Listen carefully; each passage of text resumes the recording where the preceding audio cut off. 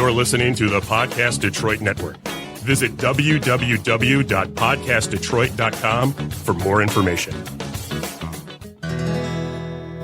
I said, hey, hey, welcome to the Man Cave Happy Hour.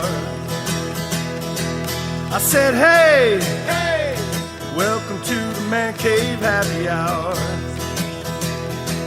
We're gonna drink a fine whiskey and smoke a really fine cigar.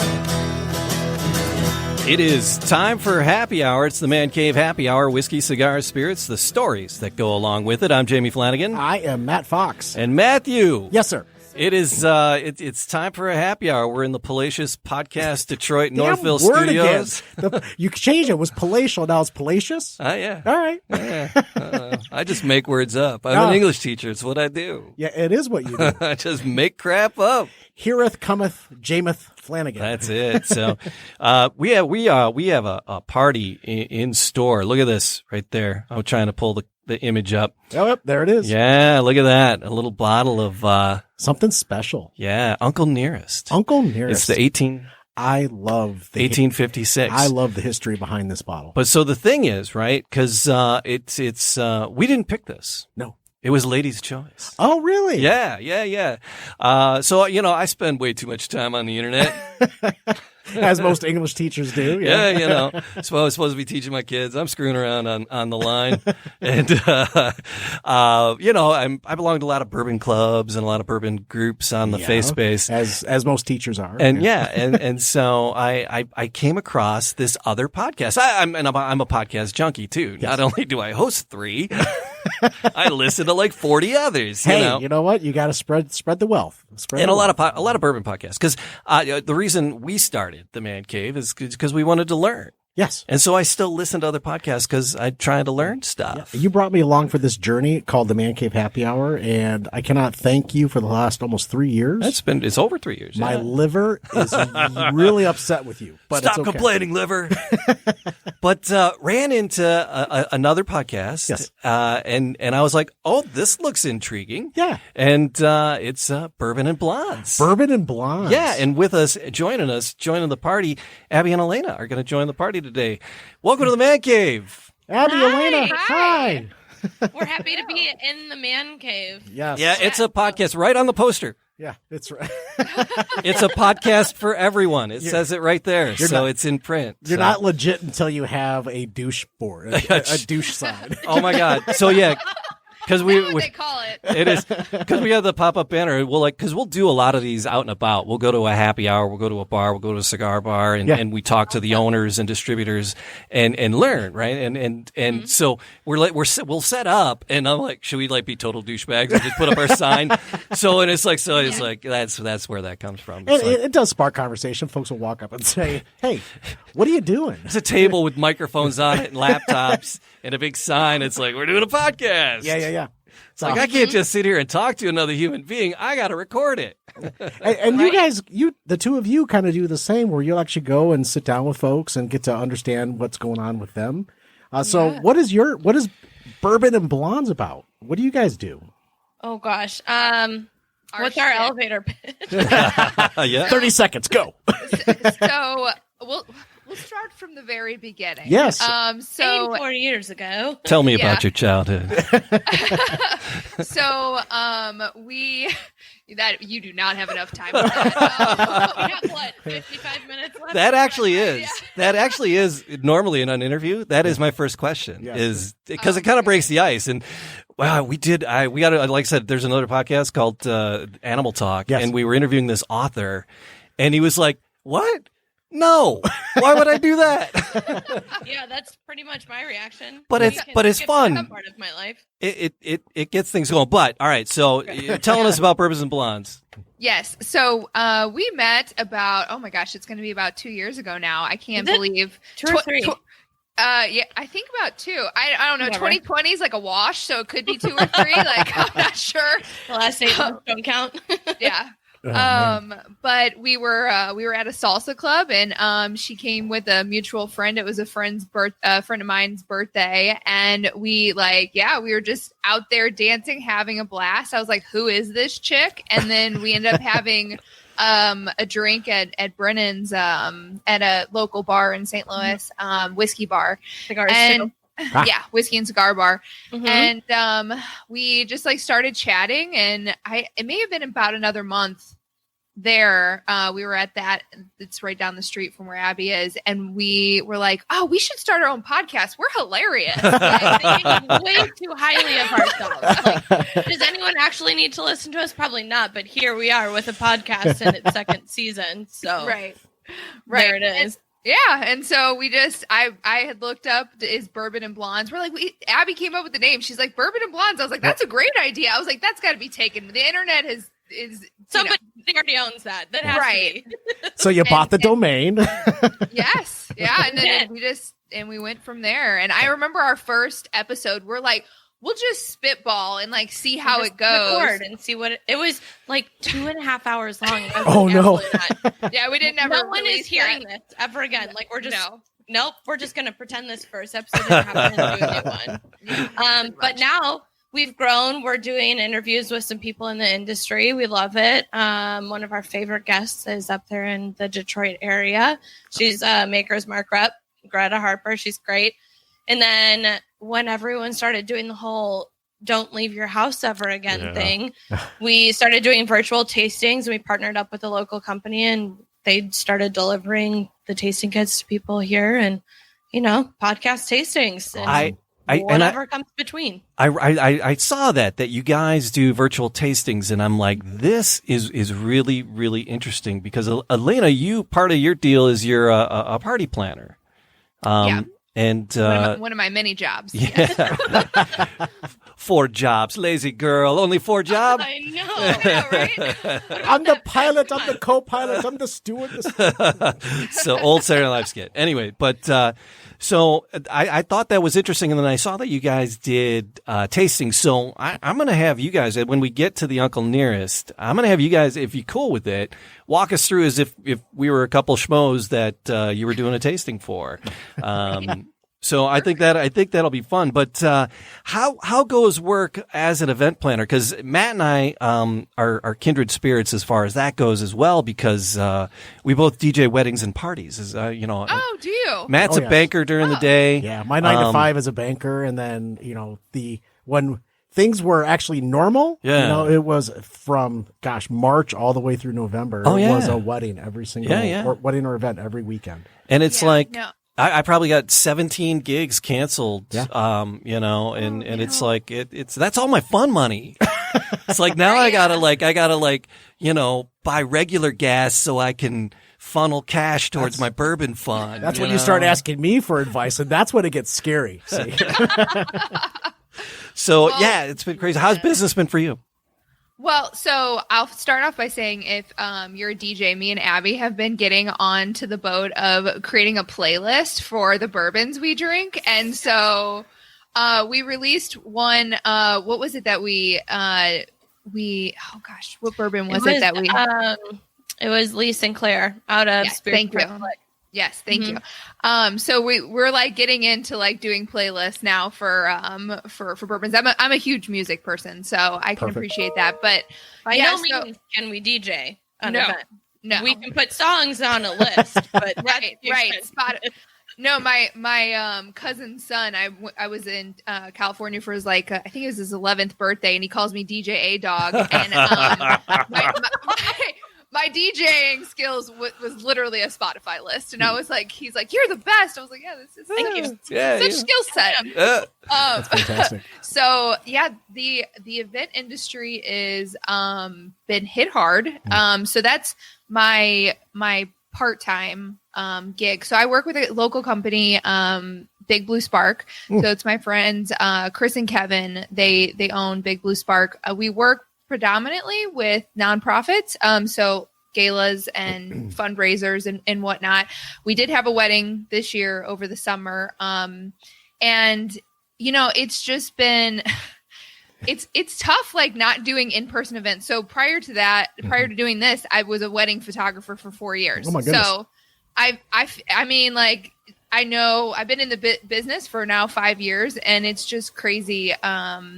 to see how much it's changed. We've been able to transition. Obviously, you can't do this with the wedding side of things, but we've been able to transition to using studio. So there's a local studio called Spot Studio who's amazing, and they kind of have like a setup like you would see like for news stations or for shows and stuff. And so we still do galas, fundraisers, but it's all virtual. Wow. So That's great. it's been interesting. It's just like tough to see, I think, from the wedding industry side, being in it for so long, seeing, all these people, brides and grooms or that plan for so long. And it's such a personal event to them and having to reinvent the wheel now and be creative. So it's tough for the vendors too. I feel for, Yeah, I just I got a message earlier today. It's like June 12th. Just booked a gig, and I'm like, I wonder if it'll actually happen. Right. I know. So yeah, crazy. So I love the fact you guys are reinventing things and doing things a little different, and so you guys are doing these virtual tastings, which I think is pretty amazing. So you've partnered with a local distributor, and so if someone like goes to your website and wants to do a virtual tasting with you guys, what are they going to get? Where's it coming from? And how's that go down? Oh gosh, we've been doing them probably every month or so. We're kind of taking a break, with holiday season, everyone's kind of a little strapped in time availability. But what we do is we will partner with, it's a company called STL Barkeep, and they do cocktail events. So we just talk with them. We build out 5 1-ounce pours. Typically it's all under one umbrella. So we did a Belle Meade tasting, and we did 5 different pours of the Belle Meade, and we did Maker's Mark one time. So it's open to the public. We do it about once a month, and they get the 5 1-ounce pours with a cocktail, and the cocktail is using one of the pours. We've been doing actually some for like corporate events, and that's been exciting too. So I don't know. Yeah. Pretty much like whatever you want it to be, we can make it happen. Corporate events, 2-drink minimum. Right. I love it. Let's get back to the Madman style. Let's get some cocktails involved in this Uber party. home now. Yeah, Right. yeah. You're already parked. So,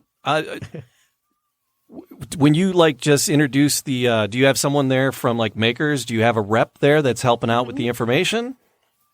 Yeah, so Elaine and I will typically lead the tasting and manage like the run of show, as they say. And then we'll have a brand rep or, anyone With the who's good information. an expert who has the stories and the anecdotes. Like we did a 4 Roses one, and Dan Gardner jumped on with Maker's Mark. We had Greta Harper. Yes. With Beam Suntory. We had their national brand rep, Adam Harris. It was, Yeah, It's exciting. that's fun. It's fun to talk to those people. Yeah. They're so passionate about the spirits, and they're usually a wealth of information. Because Matt and I, we cheated. We've tried the Uncle Nearest before. But we're going back to a whiskey event that there were probably 20 some distributors there, Yeah. and Uncle Nearest was one of them. So our palates were trash by the time we got to Uncle Nearest. Yeah, so it wasn't an honest Were tasting. they I was like, alphabetical, and that's why? Or? oh yeah, I'm Whoever- not even sure. Whoever would come into the corner and talk to us. There was really. scotch in the mix. There was all kinds of craziness. Yeah, you're but bouncing around. the Detroit rep Lazar sat down with us and went through it, and we were trying to figure out some stuff about Uncle Nearest. Matt, what do you know about Uncle Nearest? What have we dug up for today? Well, Uncle Nearest. Jamie, what's the mash bill on Uncle Nearest? We don't know. Because it's undisclosed. Yeah, and I went back and I listened to the interview with Lazar, and I'm like, and then I asked him, oh, so what's the mash bill? And then he says like, ooh, he jiggled his keys and went corn, and then started talking about something else, and I'm like, and I was like, damn, he got away without me getting an answer to that question. So on their website it says it's undisclosed. Yes. So, But it's actually aged whiskeys between 8 and 14 years old. Which makes up the 1856 of the Uncle Nearest at this point. So I'm excited to try it again. So this I is can a get whiskey. a better feel for it. It's a Tennessee whiskey. It's not a bourbon. It doesn't say bourbon on Did here. I say bourbon? No. Oh, okay. I may have. Oh no, it's whiskey. Yeah, it's with a whiskey. Y, with just a Y, not an E. No, there is an E in here. Oh, is there? Oh, there it is. Guys, is Tennessee whiskey a bourbon, or is it a whiskey? Yeah. Because how they make it technically could be qualified as bourbon. Right. It's cool. But they call it Tennessee whiskey. Yep. It kind of goes through the same process, from my understanding. You know? Right. So So do you guys know anything about Uncle Nearest? Had you found anything out about the bottles? Yes. So I'm the I love researcher. the Uncle Nearest story personally. I do I like too. nerd out about it. So for anyone like listening, if you go on the website and they have a video of an individual telling the story in the old house where in Lynchburg, it is like I sent it to Abby earlier and I was like, I've got chills listening to this story. Like it's so awesome. So I wasn't aware. I was like kind of familiar, but I started digging in about the sugar maple charcoal filter, which makes it different. It is called the Lincoln County process. So that's a little bit different than what you see in typical Kentucky bourbon. And in the video, they say that the process is thought to be brought back from West Africa. It was used to filter their water in West Africa, which I thought was interesting. And then also they go into detail, like obviously the years. The whiskey's not, from 1876, but Uncle Nearest is it thought to be a recipe from that time. And Uncle Nearest worked on a farm. I think the last name was like Call Farm. And then am I just going to go into the full story? Cause I feel like I love where you're going. I love it because I'm enamored with the story too. Yes. Yeah. And so there was a kid that came onto the farm and wanted to learn, and they eventually introduced him to his name's Nathan Nearest Green, or they called him Uncle Nearest. And he was distilling the whiskey at the time, and the boy and Uncle Nearest became friends, and the boy went out and started selling the whiskey. And I found out that I didn't realize that slavery was abolished 154 years ago, 2 days ago. So December 6th. Wow. Oh, wow. Congratulations. Yeah. And so once slavery was abolished, he began working directly with Uncle Nearest.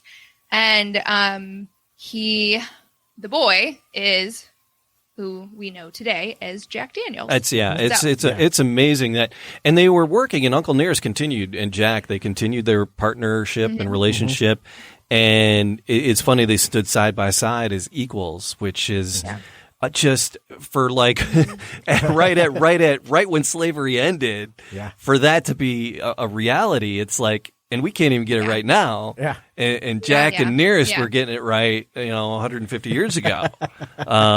It's amazing. Cool. Yeah. And we've connected with some of his descendants. They live in the St. Louis area. And we were talking to him. And when Fawn came up with this whole brand idea and bringing back the story of Uncle Nearest and bottling his story and things like that, she went out and found all of his descendants, and they have played a major role in helping identify the whiskey that they sell and building like their limited release every year, 1820. It is created and picked by someone in the family. So it's very much like still the family process, and the old house is there and they're building the distillery around it, things like that. So it's a very historical distillery, and trying to keep the memory alive, and I think it's amazing. I love it, and it's this is a product of Tennessee, which is always good to know. You got to check your label, read your labels. You got to know where it's coming from. So it is a product of Tennessee, and they're doing it. They're doing it right.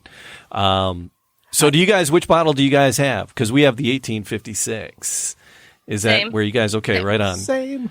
Because it was a little higher proof, and I then the other one I was like, let's go with the little higher proof. Let's just go all in, right? Right. All right. It's my favorite thing here. So a little pop. Nice. So He's had practice. I was curious, was the allocation easy for you guys to get a hold of? It's readily available in the Detroit area. Yeah. Okay. Yep. Yeah. It's pretty available where we are at as well. So I was kind of curious.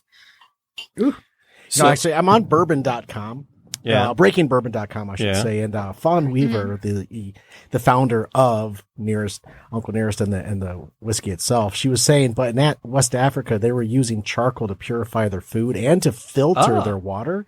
So you have these guys coming here and distilling whiskey and tasting and going, man, this is some harsh stuff. And looking at it, they go, I bet we can use our filter and our water on this.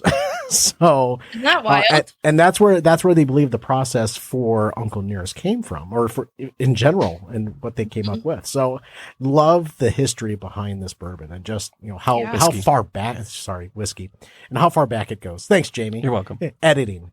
We'll get it in post. Yeah. Anyhow, oh man. No, I think I've said bourbon several times today as well. So no, I'm calling you out, trying to remind myself. It's all part of the process. I like to say that English is my second language usually on most days. So I'm good if I can form a sentence. And after a few drinks, usually I can't. So it's okay. Let's also say that she's not fluent in any other language. Yeah. So when you guys, Not good at English. so what do you guys smelling in it? What do you guys you guys are both neat there. I see. So are we. Yeah. What are you smelling? This one always for me is it's got a really great color. That's always the first thing I notice. If it's got that rich like amber-y color, I love that. I get a lot of molasses, caramely notes on the nose.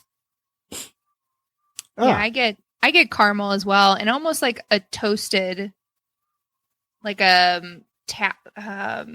is that? Peanut nutmeg? Not peanut. I was gonna say the thing that my grandma used to cook. That was peanut or something Peanut type brittle? of brittle. But it's like I know, out of all things. Actually, when I sniff it and then I continue to smell as I pull the glass away from my nose. Yeah. It gets a little. Feels like a farm. It's like I feel like I'm in a barn. Okay, you're getting some natural like an smells earthy. Like an earthy. I almost want to say hay. Like okay, a hay Interesting. feel to it. Some people, there are notes out there where people do get like a grassier, earthy nose on this. So maybe that's one of the ingredients that he didn't want to mention. Yeah. In the mash bill. What mash bill? I was. Great, so you use well grass. And hey, So I was, So it's sweet. I'm getting a lot of the sweet that caramel that you expect from a whiskey from that region, Right. And Almost from the fruit. That's where the sweetness is coming from. Yeah. The fruit that they put in there. All right, I'm diving in. I'm going in, ladies. Do it for it. Cheers. Cheers, ladies. cheers. All right, Cheers. in we go. So good. This is Oh, delicious. yum. Yeah. This Yum. I actually get a would- lot of apple on the palate here. I get maple. Okay. It's something I would definitely suggest to someone who's a beginner into a high proof, because the sweetness is it like helps with the proof, and it's not a kick in the teeth to me as much. It's not as corn forward as some whiskeys can be. Yeah.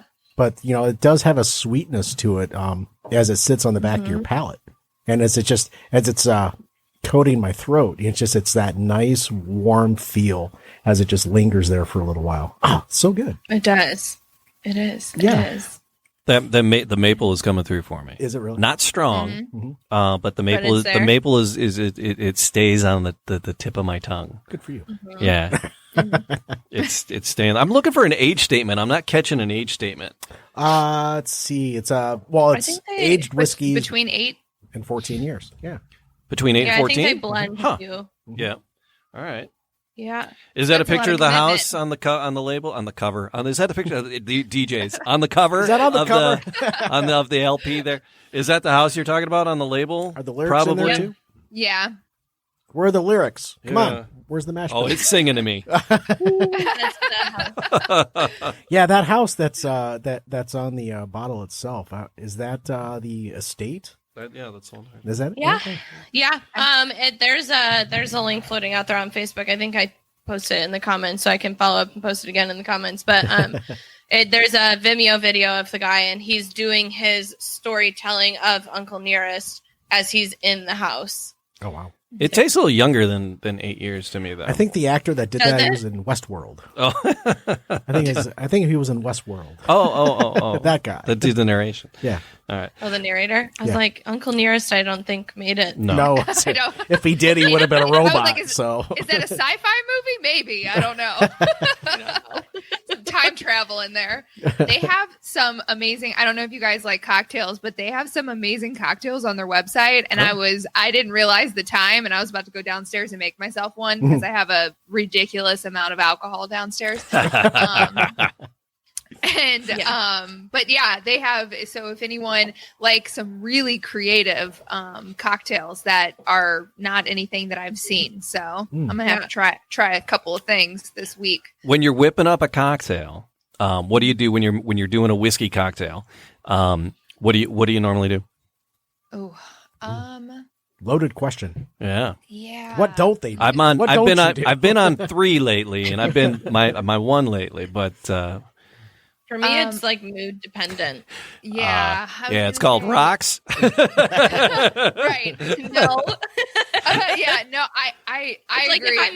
if I'm stressed, I go Sazerac because it's delicious and it's spicy and I like it. If I'm feeling like I want to unwind a little, it's an old fashioned. I don't drink Manhattans, but there's also a bourbon renewal that Elena makes that is just like, if I'm in the mood to party, I will literally text Elena and be like, hey, can you make me like a vat of this? Thank you. What is that? All right, bourbon renewal. Come on, what is it? Yeah, it's just bourbon, cream de cassis, lemon, simple, and I think Bouchard's, Angostura bitters. So, that's my go-to. So cream de cassis is a black currant liqueur, and that's honestly what makes it for me. And Abby, we like it's bourbon and it has black currant. It's sweet, but it's still a little a little sour, kind of like our personalities. I like I don't that. think anyone has ever described me as sweet, but thank you. Well, but maybe a little sour, sweet and a little sour. It's like those Sour Patch Kids. Yeah, at first. Dumping all the ice out of the ice machine, but then making a pretty ice sculpture. That's there you go. But yeah, and then an old fashioned, or I've been into just Amaros, trying to mess with Amaros and bourbon together. I actually do a gin. I really love gin, and I do a tequila. So Paper Plains, which is tequila. You can do it with bourbon too, and Amaro. What is it? Anino. It's a cafe amino, I think it is. Anyway, it's an Amaro, and then 2 other ingredients. Or the other one is I love gin, Saint Germain, and cucumbers. That's during the summertime. That was the pandemic cocktail over the summer. Was that That sounds refreshing. They really do. Have you had the Highclere Castle gin? I have not. All right. So do you Downton Abbey at all? Are you are you familiar with the Downton Abbey TV show? Yeah. So the name of the castle is Highclere Castle, the actual castle. It's Highclere Castle. Lord and Lady Carnarvon live there. And they teamed up with Adam von Gutken. He's just a cat from Connecticut, though. Yeah. But he knows his shit. And he launched this brand, and he partnered with Lord and Lady Carnarvon, and they released Highclere Castle gin. It is astounding. It's in the bottle itself is just magnificent, and it's this lavender, beautiful bottle. You want it on your bar just because it's gorgeous, and then the gin itself. I don't drinking gin just straight isn't always a thing with most gins. This one, unbelievable. Yeah. Even by itself, and we always try something neat first, and that just by itself, I don't think I added anything to what I actually was drinking on it. Yeah, I didn't add anything to it. I didn't make anything with it. Yeah, so it's if you're looking, if you see a nice blue bottle, it's a Highclere Castle. It's worth the adventure. Absolutely, it's worth the adventure. Matt, what cocktail are you on most recently? Are you usually do it just straight in rocks, right? You know, when I want to get frisky with whiskey, God, that was terrible. We're keeping that in. Yeah, right? I usually grab these little sound bites and I'll play things like right before the opening. That might be the one there. That's going to be the one. I hope that lives on for months and months. So during the COVIDian timeline that we're all living in right now, I actually had I had been gravitating towards that best New York sour that we made. And it's your it's so good. And you add the red wine on top of it and you get such a beautiful layer of the red and the sour itself. It is incredible. That's where I was gravitating towards over the summer. But then you guys are going to need to send us that recipe because I want that. Absolutely. That sounds amazing. Then the cheap side of me is all about the Crown Royal apple and Vernors. I can't. Are you kidding? I can't do the Crown Royal flavor. Yeah, no. Abby almost lost it. Yeah. That's the cheap side of me, where I just want something simple and easy and something sweet. That's where I'll go. Well, I mean, there's simple and easy and taste good out there, but that doesn't seem to be what you're about. Did we mention we're novices? Yeah. I mean, I've heard the peach. So I'll drink Crown Royal, or I'll even drink Jack Daniels. But like, the flavored ones can just be too much. Yeah. If you had a simple syrup that just tastes like it's just like fake. Yeah. That's what. But I've heard their peach one is not. I don't like the apple one, but I've heard their peach Crown Royal is not that terrible. Okay. So something I'll have to check out. Whiskey shouldn't be sticky. That's my thing. Yeah. Fair. Very fair. Crown apple, anything flavored, any flavored whiskey, if it's sticky, don't drink it. Yeah. Whiskey shouldn't be sticky. It should evaporate. It's alcohol. So speaking of evaporation, when you guys are doing your tastings, do you guys do like the hand clap and any of that business? Do you know what that's all about? Yeah.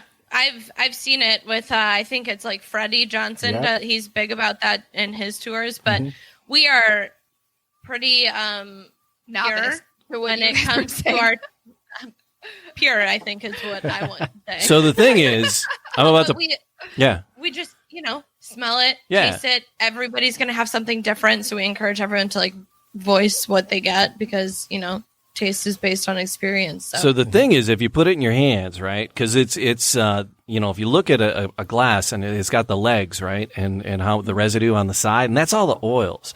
So if you put a little shot in your just a couple of drops in your hands, and then you rub it, what it does is evaporates out the alcohol, and what you're left with is the oils. So it's like using hand sanitizer. It's like using hand sanitizer. I was like, that smells like 2020 in my hands. That's what I've been pretty much doing the whole time. And then the friction warms it up a little bit and brings out different aromas in the. You get more of a fruity feel out of it. Nutty. When I do that, it always reminds me. We had been served heavily the night before, and then we went to a tour at Maker's Mark in Kentucky, and I was standing in front of the mash tub, and they're like, "Well, just stick your hand in there and taste it." So every time I'm doing the hand rub thing and like smelling it, I'm like, I literally just feel like I stuck my hand in the mash tub at Maker's. Like that's what I'm smelling. But it's the grains, and you get like the pure smells. But I don't know, for some reason that memory just really sticks out. And they're like, taste it. And so naturally I taste it. I was like, I regret this immediately. I smell more of the all my decisions. I smell more of the grains in the grassy tone, the earthy tone when I do that. All right. With the wood with the whiskey. Ladies, the ladies aren't helping you out. Sarah says the peach crown is the bomb. So. Okay, Sarah, you got to put a dinner together for us. Is that a friend of yours? Yes. Right on. Yeah, it is. All right, cool. Bummer. All right. It's I'm not hating on it. I'm just saying it shouldn't be sticky, but it is, and it's a thing. So man, we keep meeting people, and it's like, oh my God, now we got a party in St. Louis. Well, I want to party with you ladies. Yeah. So we got to get it. It's going to be a summer. We're going to get an RV, and we're going to travel the country. Going to hang out with the Kentucky Bourbon boys. Yep. We're going to hang out with Beth Underwood, talk bourbon to me. Yep. And we're going to go to St. Louis. We're going to mess with you guys. Bring it on. I'm all about that RV life, so I can I'm telling you. appreciate it. Elena lived in a camper van for 3 weeks this summer, and I just don't understand it. Yeah. What was the biggest thing you didn't understand about it? The no running water. The shitter's full. Hey, Clark. She said something about like the door. It would open up and it like turned. You could use it as a shower. I'm like that. No. Well, and I honestly, the really funny part about this is the girlfriend of mine that went with me, Sam, before we went, so I've traveled all over the world. And so like, yes, we do, Sarah, you're awesome. So Sam, I've traveled all over. I've been in third world countries. I've dealt with no running water. I've literally showered underneath a pipe that came from a waterfall in like the Philippines. So like my requirements are really low. But my friend Sam, who went with me, I was like, it wasn't me. It was my boyfriend at the time had said, has Sam ever went camping? And I was like, oh, I don't know. Let me ask her. And so I asked the camper van. The thing about it is that I don't get is they were going hiking in Zion National Park for 3 weeks and decided that living in a van in the park without running water was like somehow going to be okay with like the stink from 40 miles of hiking. And I'm like, well, no. So I'm actually really proud of her because we like. So we made some minimal plans. Some places we didn't even know we were going to stay at. And we would like break into old campsites and like shower in the old campsites because we knew we could get in there because we had like a pass from the day before. But I was really proud of her, like 3 weeks. And but when we got to that hotel in Vegas and it was like a suite with like a balcony, we thought we were millionaires. We were like, we came in, we're both like wearing robes and just showered with our hair up. We were like, we're ready for this life. Like, that makes it so much better. It does. But you guys learned nothing from Chris Farley. Living in a van down by the river. So it's it felt more like trains, planes, and automobiles than it did that, but yeah. Oh my God. But yeah, no, it was good. It was a good time. Should rent an RV, travel the world. Let's do a Bourbon RV tour. I was thinking about. I saw today a mini school bus, and I was like, "Ooh, maybe I should buy that and like rehab it and just travel." That's a tiny house in a school bus. You could do it. You could do it. So yeah, some friends of ours. They have I think they're the Kentucky Bourbon Boys, and they do curated tours of the Kentucky Bourbon Trail, and they have a whole fleet of little buses that they shuttle people around in, and that's one of our if the world is open wish lists. Next is we're gonna head down and have a little party with our Kentucky Bourbon Boy friends. Absolutely, you should. They cover the entire all three, I believe, 3 sections of the Kentucky Bourbon Trail. Yeah. So if you want to go north, or in the middle or the south, you kind of pick the distilleries you want to go to, and they will drive you to that destination. That is so important. Absolutely. But you can't really do more than 3 distilleries in a day. They said at that point, it's just you're just a mess. Yeah. That's with the heavy lunch in between those. And still, we've got a friend that does. She does the Tennessee Bourbon Trail, right? Or Tennessee Whiskey Trail. Sarah. Yeah, she's the executive director at the Tennessee Distillers Guild. So there's a Tennessee whiskey trail. Mm-hmm. See, look, we're learning something. We just think learned. Tennessee even has. It might be one of the states with like the most craft distilleries in the state. Actually, I think Michigan might be. Really? Michigan, okay. We have like a stupid. Because there was an article that we're going to touch on in one of the upcoming episodes. Yeah. Is that Michigan? It's in the top, so I bet you. I would imagine Tennessee is. It's booming in Michigan. There's just a crap ton of them here. The micro distilleries that are popping up everywhere. Yeah. So I got actually a quick question for you, ladies, regarding events and tents. Because we're talking about camping, right? So which tent is best used for parties or receptions? Pup. Is that one of the choices? I don't know. Is this a multiple choice? Or? Well, there's a dome tent, a pup tent, or a frame tent. Which tent is best used for parties or receptions? And if you get this wrong, I'm going to be really upset. Well, I'm not usually the one to order the tents, so She's like, I have people for this. Oh my gosh. I'm just standing back and making sure it's fabulous. Man. That's my Right. deal. Dome, So, pup, hey. or tent, or dome, pup, or frame. Sam, do you want? I feel like frame tent. I was gonna say frame got your too. Don't you have to have a frame? Is that Yeah. right? Well, Hey, Congratulations. Where's my bell? Hey, we got it. Ding.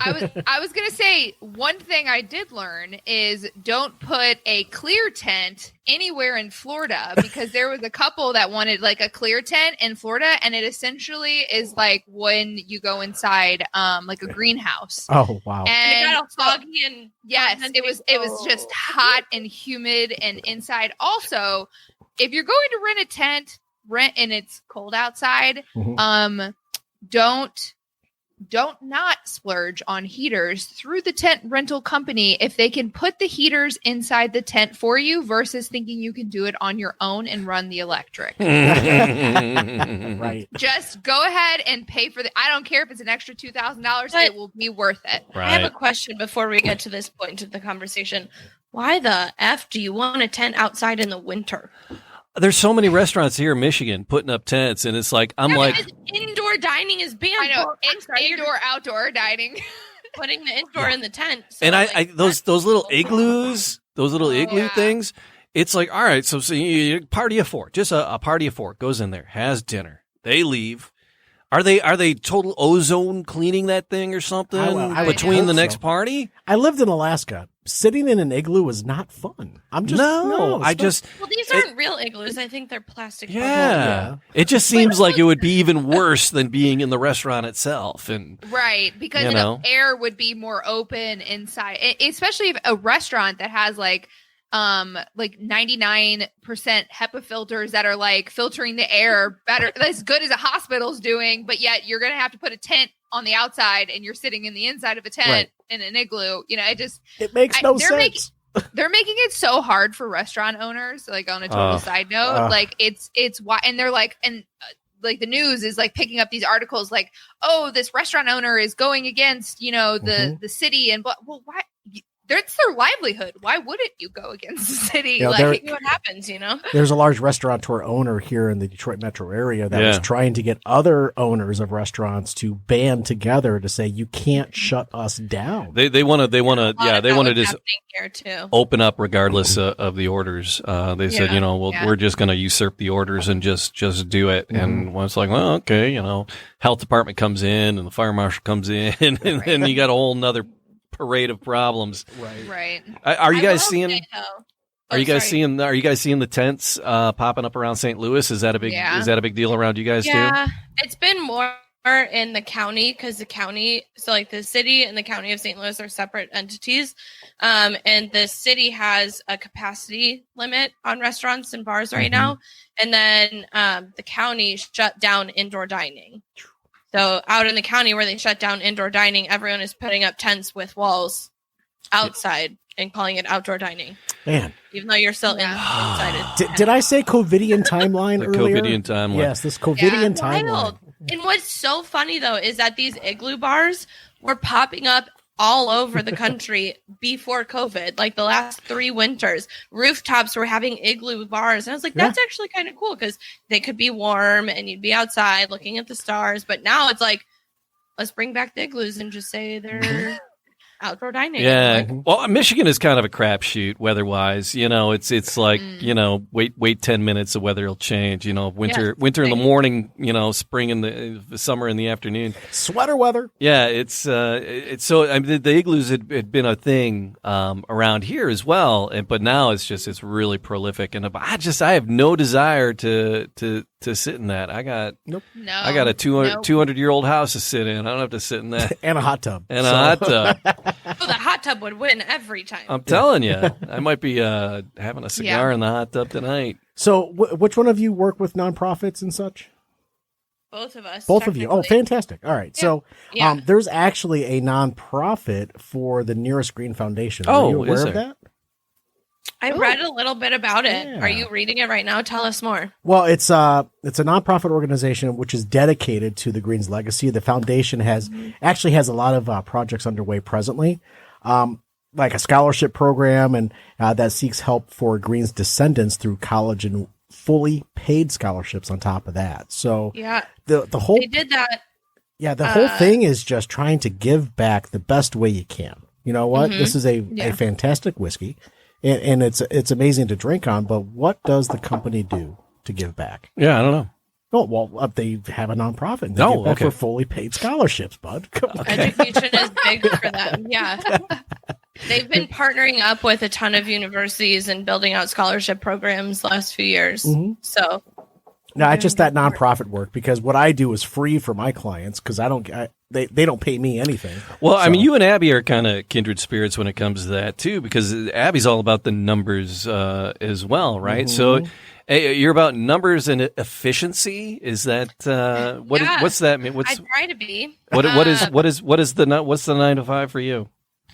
It's by title. It is a senior financial analyst. So what I do day to day is I'm actually working on compensation right now. So our company has. I've been working on bonus compensation plan for a while too, but Well, that's me different. too. It's called year end. Oh, sorry. It's year end I'm time. telling So them I need to be paid more, but it's just not landing yet. So we'll get there. No, but basically, I look at the company, how we're paying our employees, and if it's incentivizing the employees to do right by the company in terms of commission and bonus plans, things like that. So.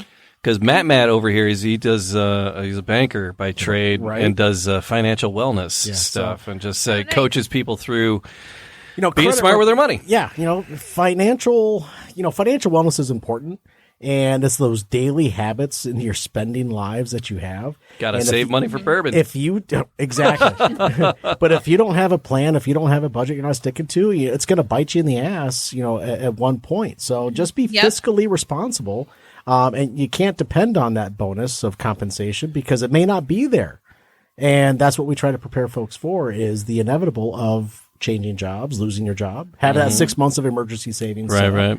So credit reports, scores, all that fun stuff. I love that meme. Hard now too. Yeah. Anybody who told you where they would be in 5 years ago was wrong. Yeah. Not a single person was right. Yeah. Nobody. No. I wasn't gonna take a forbearance on my mortgage, but here we are. Could have guessed that. It's a wild, wicked world out there. But bourbon and blondes. Where are you guys going? What's the long-term plan for the bourbon and blondes? Question of the year, to be honest. Yeah. We were literally just talking about that earlier. Matt and I have the same struggled conversation. Go. You first. So I was just talking to my financial advisor, speaking of finance, my financial advisors earlier this afternoon, and just talking about business planning for 2021 and where we want to see it to go, because originally, if I'm being honest, originally when we went into this year, we wanted to do big events, big in-person events, right. And we wanted to MC events. We wanted to help build them out, whether they were execute them. Right. Whether they were bourbon events or even women focused business events as well. And so we had these grand scheme of, these large events that we want. And that's where we kind of wanted to start and then dip our toe in the water and see where that led. But we've done virtual events and now we're leading into doing corporate events, and it's all been great. It's just a interesting pivot from what you imagined. And I think next year, so we were selling merchandise too, which we can drop the link into that as well. So we started selling merchandise. We're still doing events. And I think we're going to talk about this over the next couple of weeks. So I'll throw out a couple of things. Abby can throw out let's hear your ideas. It's all about the socials, baby. There's nothing like trying to start a business plan and being in your second year of starting this business plan with a podcast and events and having absolutely nothing look the same. Yeah. Oh, yeah. Yeah. I have no idea what a wedding is going to look like in 5 months from now, 4 months from now. I have no idea. Are we going to have a big in-person events like Elaine and I want to do? Yeah. Yeah. The halls, we in Detroit, we have some just phenomenal events. Yeah, Just, event space our things, Detroit Zoo, they have like, get your ass drunk at the zoo. It's not what they call it, but it's what it is. They're called Wild Nights at the Zoo. Oh, so it's yeah, that's what it is. That's what it is. You're a Michiganian. What's wrong with you? Oh, no. They're fabulous. And then it's my other show is called Animal Talk, and we've had Ron Kagan, the director of the zoo, on several times. And I know that. But they're fabulous events, but they're big events. I mean, there's the two largest attractions in Michigan are Henry Ford Greenfield Village and the Detroit Zoo, and they waver back and forth between I had 2.1 million visitors, I had 2.2 million visitors, annually, and it's like they're big events, and those things aren't happening anymore. Yeah. I don't know, Elena. I like the idea of big events. Still. I want them to come back. I did do one. No, I had one wedding this past year that was on a private property, so the rules didn't apply on the private property. And I swear to God, thank God I was behind a DJ table because I was 12 feet away from everybody, and it was just packed with 200 plus people. Free for all. It really was. Once they start drinking, it's all like. Game over. It is game over. Because I've been to a couple weddings this year, and it's the same. Yep. It's the same thing. I wasn't surprised that I got to play Dancing Queen, and it packed the dance floor. Just at this point, you can play any piece of horse shit, and people are going to dance because they're just desperate for fun. We're the best DJs on the planet. It's like, oh God, there's music. Yeah, I'm dancing. Here we go. That's pretty much my move right there too. Not really. I know where to find you on the dance floor. Yeah, right. All right, the whiskey's kicking in. That's how it should be. Yes. So go ahead, please. Oh, I was gonna say. So I'm a big festival person. I love music festivals. Ooh. So I would love to see music festivals to come back and big events to come back, but. I don't know. I have tickets to an event in May that's like a 50,000 person. It's like the largest festival in St. Louis or in the United States, like Electronic Daisy Carnival EDC. Oh, sounds like fun. And it's a good time if you like electric music. If you don't, then not so much. But we could have a sidebar about all that. Yes, absolutely. Yeah. but I mean, it's not even just, I'm not going to lie. So I do love the music, but when I went for the first time in 2019 and I had tickets to go in 2020, but the first time I went, I was like, I want to do stages for this. Like, I want to do stages for Burning Man. I want to do stages for this, like for Coachella. Like, I know. And it's just a whole like creative, amazing process. That's so amazing. I don't know. It's so cool. And then seeing everybody come together. And but I don't know. Originally, like, it's funny to think that last year this all happened in March, and I thought this would get resolved by May. I was like, this would get resolved by May, right? Yeah. Right? And then it got pushed out to October, and then you're like, I think over the summer, you're like, I think actually October could be reasonable. And now you're like, so 2025, right? Like, is that what the point we're at? If you're going to make a business plan, you might as well put it 5 years out. Right. We'll get back to the big parties eventually. It might 2021 it might not happen. There'll still probably be small things. Yeah. But 2022 by 2022. Yep. Because the National Health Advisor was saying, by the time they get the antidote, but the vaccination, not an antidote, but the vaccination and get it out, it will take the majority of 2021 to get it out to everybody who is willing to take it. And then for, that be able creating the bubble for safeness, should take most of 2021. But so there's a light at the end of the tunnel. We're going to get there, and we'll get back to live music festivals. Samantha, it's like music festivals. Yes. Sam Nork, she's in the other room right there. There's Sam. There she is. Nice. Wave hi. Sam. Sam Nork. You guys want to know Sam Nork. Sam Nork is she's a kindred spirit with you because she's a photographer. She's an amazing photographer, and she was one of my students. like I said, I teach high school, and so I take no credit for her talent or abilities, but she is fabulous. And she just what was the David Arquette movie that just came out? The documentary? Yeah. You cannot kill David Arquette. Are you guys David Arquette fans? Do you like David Arquette? I'm familiar with David Arquette. I'm now curious about the movie. He did some stuff about, what is it, 15, 19 years ago, something like that. Was it wrestling? And he like kind of was like on a goof and like broke into some like pro wrestling and like stole somebody's belt. And it was like, and wrestling is like, you don't do that in wrestling. There's protocols, and he like really, yeah. Oh yeah. I was a huge wrestling fan as a child. That's a guilty, like, if one fun fact about me, I used to like come down on my brother from the bunk bed and like elbow slam him. Nice. Yeah. You will. So much more sense now. You know what? Yeah. You got to feed your guilty pleasure, and you got to look up David Arquette. David Arquette cannot be killed. You'll love it. But Samantha has a she's got a cinematography credit on it, right? Yeah. What is it? What's your title? Additional cinematography. Because they shot some of the stuff in Hell Detroit. yeah, girl. And then she was like, they were like, all right, we need somebody to hold a sign. Here, Sam, go hold the sign. So she's got a quick thing. She's got a cameo. Girl in crowd with sign.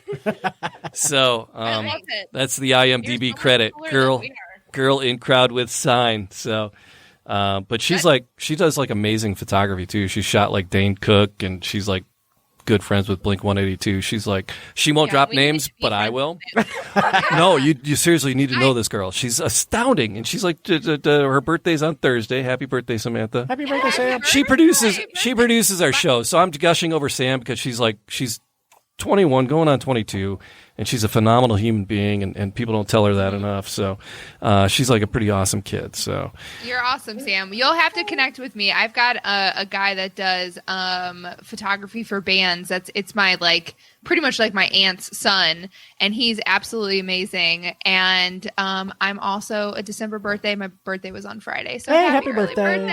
I love birthdays. Happy birthday. Happy birthday. So Sam is rocking.com. Yeah. SamIsRocking.com. She's like, Hell yeah. her artwork is no, seriously. I'll send you the link love later it. because you Yeah, guys send should it. check it out. All right, enough gushing about Sam. All right, Sam, back to your corner. Get your corner. That's enough love for you, Samantha. Love you, Samantha. But we were talking about music festivals because Sam is like all about the live music, and so am I. Because Matt and I being DJs, we love the live music, and we God, I just can't wait for it to happen. I know it will. We'll get through all this horse crap. Do you know what I miss? What do you miss? I miss eating a freaking turkey leg. Not drinking. Oh, preach! Dude. I want my Renaissance Festival back. Do you guys That's have like what I a want. Renaissance festival, medieval festival out by you guys there in St. Louis? Do we? We do have a Renaissance festival out in Winsville here, Right. but I was We have to have a referencing. bar that Yes, makes there's- turkey legs regularly, and Oh, just at the bar? Watching Elena eat this turkey leg is somewhat uncomfortable, but also impressive. If I can find the photo of me eating the turkey leg, I will send it. I will post it to the bottom of the video That's brilliant. for you guys. Hilarious. Yes, it is. It's good stuff. But no, Midwestern is one of our favorite bars in St. Louis. So if anyone is listening from St. Louis, or you guys go to St. Louis, it is.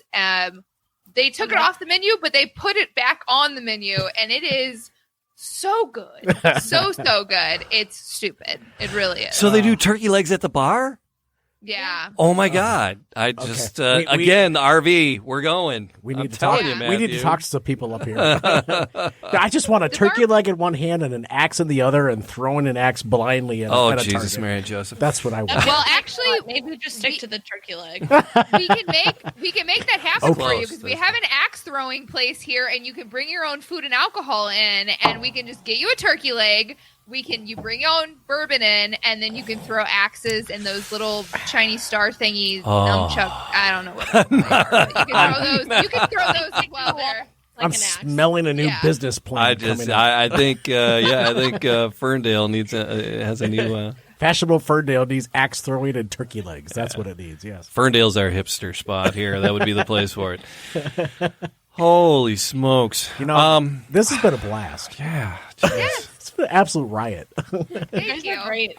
Yeah, you guys are awesome. I just we're gonna hang out. So if you guys ever just want to just have some random shenanigans, give us a holler. We'll do a tasting of something. Mm-hmm. So we gotta hang out. We gotta hang out some more. You guys were a riot. Oh, absolutely. Yes, And, absolutely. Anytime you come to St. Louis in the RV, just toot toot. We'll go by the river. We'll get some turkey legs, some nunchucks, whatever. Really? Yeah.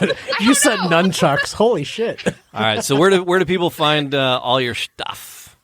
At Bourbon and Blondes on Instagram, at Bourbon and Blondes on Facebook. Thanks for the follow. bourbonandblondes.com, and then anywhere you can find a podcast. Fair play. All right. Bourbon and Blondes. Yeah. So Abby, Elena, thank you. Thank you so for much. Thank playing, you guys. playing in the reindeer games. We appreciate you. And yes, we will be talking again soon. Yeah, don't go anywhere, but we'll be talking soon enough. All right. Everybody, cheers. One last time. Cheers. Cheers, everyone. Oh, no, it's empty, but I'll cheers anyway. All right, fair. All right. Clink. All right, Clink. there it is.